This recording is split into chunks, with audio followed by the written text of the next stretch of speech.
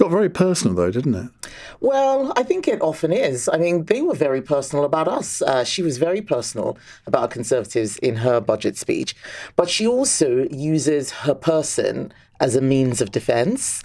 I was quite surprised at how much she blamed her being a woman on the criticism that she's been getting. You know, it's full. The weekend papers were full of, oh, it's all misogyny, it's mansplaining, and I had to tell her, woman to woman, it's not got nothing to do with mansplaining. You're just not doing a good job.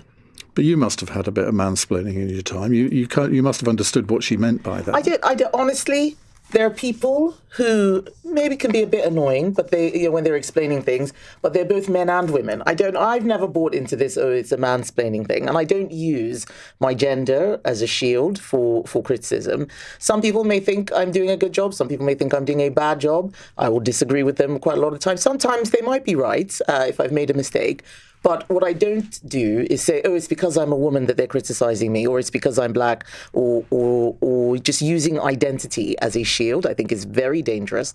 And it also means that a lot of people think that you got the job because of those things. Oh, you only got the job because you're a girl, or you only got the job because you're a minority. I think I have a duty to make sure that people see that women, ethnic minorities, others get their jobs on merit, and Rachel Reeves does us no favours. Why should people believe you as the leader of the opposition rather than the stock market? Because they have to look at what happened before the budget. The markets were reacting very, very badly to a lot of the announcements she was putting out. So the markets have already reacted. And what the markets have said is she going to have enough cash to carry out, just to continue being a budget?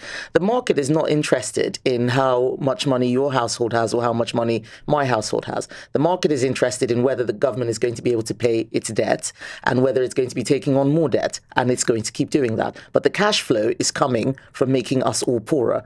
That is not a good place to be.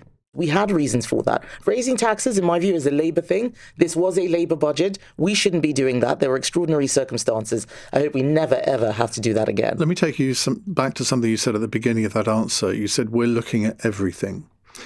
Does that include the pensions triple lock? Because to me and to a lot of our listeners, we talk about this a lot on the programme, particularly younger generations, think this cannot be sustained. And yet all the parties, apart from, I think, Reform, are committed to its continuation. And I understand why, because older people vote more than younger people do. But in the end, you can't go to the next election without surely looking at one of the major things that is causing the welfare bill to balloon. Well, Alex asked about tax. We are looking at all the taxes. The triple lock is not a tax, so it's not in that category. But I have to explain the reason why we have said we are leaving the triple lock. It's a Conservative policy. It always has been. But the reason why we're having these issues is because we're not getting growth. What we need to do is to get people off welfare and into work, jobs that pay well. Moving around money from the triple lock does not create any growth. Getting people off welfare and into work creates growth. And a lot of the people who are getting their pensions are people who've paid in throughout their lives. They may be too old to get a job. They may not be, they have fixed incomes. Life is very difficult for them. When Conservatives came into power in 2010, we were dealing with a lot of pensioner poverty, and we don't want to see that again. That's why we're leaving the triple lock for now. We don't want to go into the next election. Well, we don't want to go into the next election talking about the triple lock. I have said that the triple lock is Conservative policy. It's something we stand by. Let's talk about the ballooning welfare budget.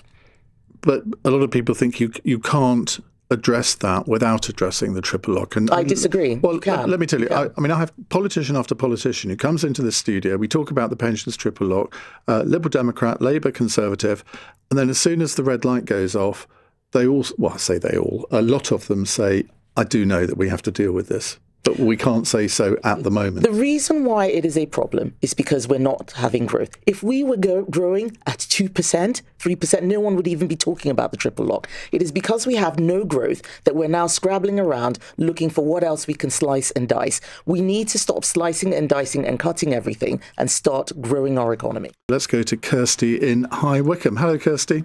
Hi. Hello, what's your question to Kemi? So, Minister, today in the House of Commons, you used the phrase budget for Benefit Street when speaking about the two-child limit. As a full-time social worker and a single mother of 3 who relies on universal credit despite working, I need to tell you that language that you used, it fuels stigma and backlash against ordinary families who are simply trying to stay afloat.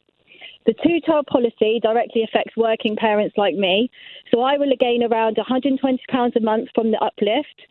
And if stopped working tomorrow and I went onto full universal credit, the benefit cap would wipe out any additional support anyway. So the idea that people are having children for benefits isn't just offensive, it's actually untrue. So my question is, why are you so against lifting the two-child limit when we have strong evidence that it pushes children into poverty? In my job, I see every day how child poverty damages development, it increases mental health difficulties, it puts huge pressure on social care, education and the health services, and poverty now costs the taxpayer more in the long run. So given all the evidence on child outcomes and future public spending, why are you so set against removing this cap? So let's start off with the child poverty question. We need to understand where the money is coming from. This money is being borrowed from future generations, and we are paying more and more money to pay off the debt interest. We can't afford it. Government has to live within its means. And I do understand that your personal circumstances are difficult. I do understand. But there is no limit on child benefit. There's no limit on the amount of child benefit you can claim on the number of children. We are purely talking about the universal credit element of child benefit. And I do think it is fair that families who are struggling don't have to pay for other families. And some of those families may want more children. They don't have them. I know lots of families who said this, that I would have liked more children. I couldn't afford them. I don't think it is fair to ask them to pay. It doesn't mean that we think that you're all right. But the thing that's going to deal with child poverty is people getting more in their pay and having jobs. Right now, jobs are being destroyed. And the way that Rachel Reeves is running the country means that we're going to have more and more people going on benefits and fewer people there to pay for it. The government doesn't have any money. It gets all the money from all the other people who are out there working. That's the real problem. Kirsty? Well, I'm one of those taxpayers that you're talking about. I am a full-time social worker and I rely on that as a top-up. And I think that actually, children shouldn't carry the consequences of adult choices. We don't means test for healthcare or primary school based on the number of children somebody has. And I think actually, like major economic analysis, it shows that child poverty, it costs far more through social care. I'm a social worker and I work directly with children and families that are impacted by poverty. And we're talking about the workforce. But, if we've got children growing up in poverty and their childhood experiences means that they're more likely to go through the criminal justice system, they're more likely to have mental health issues when they're older, then we're then going to be creating that generational thing. I think it is really important that we tackle child poverty. But if we cannot afford to do it this way, then we're just storing up more problems for later. And we're going to have more child poverty in the next generation. And that's a real issue. That is a fair point, though, that Kirsty raises. It's not the children's fault for the choices or circumstances of their parents, is it? It is never the children's fault for the choices and circumstances of their parents, but government has to draw a limit somewhere. And we believe that that is where it is fair to draw the limit. Now, Kirsty may disagree, the Labour Party may disagree, but if we take the arguments to the logical conclusion that the government should just pay for anything and everything as long as people feel it's necessary, we will all be bankrupt. And are you going to promise to reverse this decision? Yes, we have said that we will reverse this decision. The two-child benefit... Even if in 2029, which one day will say the election is likely to be then, even if, say, the economy has got lots of growth and it's a lot better than it is now, you would still reverse it? If the economy is getting lots of growth, then that means that everybody is going to be lifted up. I mean, Kirsty herself has said it, that people aren't having children because of the two-child benefit cap. So it won't be that people have made decisions based on this. We think that it is fair to have it. We have said that we would reverse it. We think what Labour is doing is wrong. They are taxing other people to pay more benefits. Other people are going to be pushed into poverty to pay for benefits for others. I don't think that's fair. But first, please, this is from Don in Broadstairs. Please ask Kemi if she thinks it's acceptable to make a personal attack at the dispatch box. It's her job to oppose, not to personalise and be uncaring and own goal me things. Oh, I don't think so. Actually, quite a lot of people have said thank you for saying what we had on our minds. Rachel Reeves was extremely personal in her budget speech towards the Conservatives. I mean, I can't count the number of times she used Liz Truss's name when Liz Truss is not in the chamber to defend herself. Labour are quite happy to be personal, and then when other people respond in kind, they start complaining about it.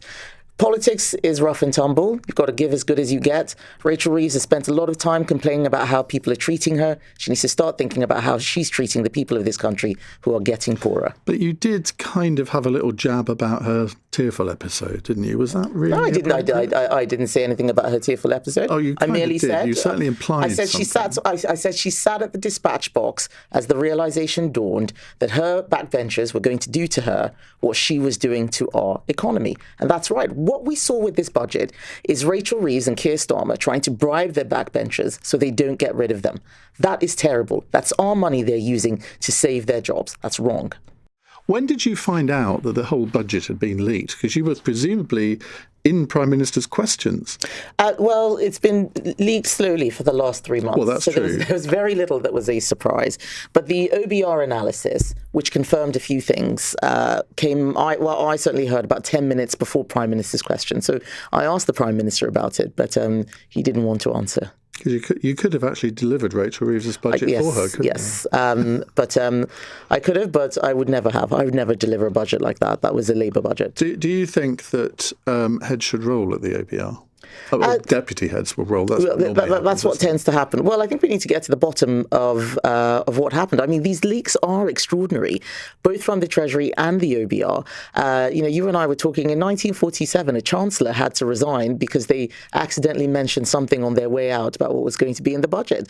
Let alone these leaks, they're terrible, and they have an impact on the economy. They're really shocking. And it was quite extraordinary. And I don't know how many people saw this, but the Deputy Speaker, Ghani, before Rachel Reeves stood up, really gave the government a complete dressing down, didn't she, about these leaks? She did.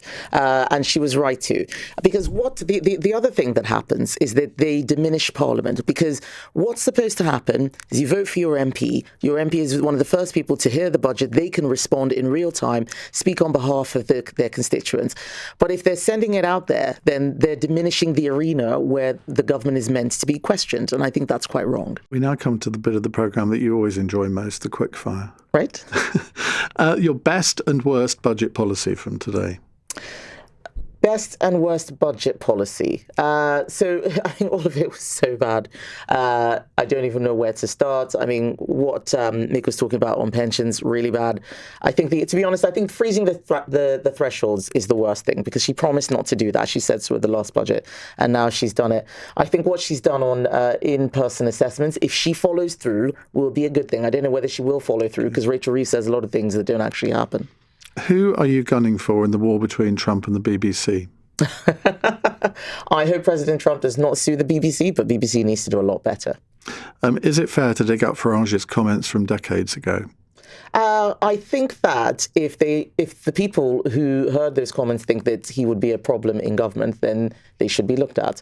I'm not somebody who believes that people should look at historical things from so long ago, but when you have just that level, and this is a lot of people, it's not one or two people. I think we've got about 20 people saying some very, very strong things, then I do think that should be looked into. And I think that there's a big difference between somebody who's working as a receptionist and they dig up their comments versus somebody who wants to be Prime Minister. I've had people dig up comments that I've made years ago, and I've stood by them. See, I'm trying to find that hour-long programme you did on 18 Doughty Street in 2006. Do you remember that? Well, the internet TV station. That's where I first met you. I mean, imagine if we found that tape somewhere. I'm very proud of myself, I'm sure. And look how far I've come. Exactly.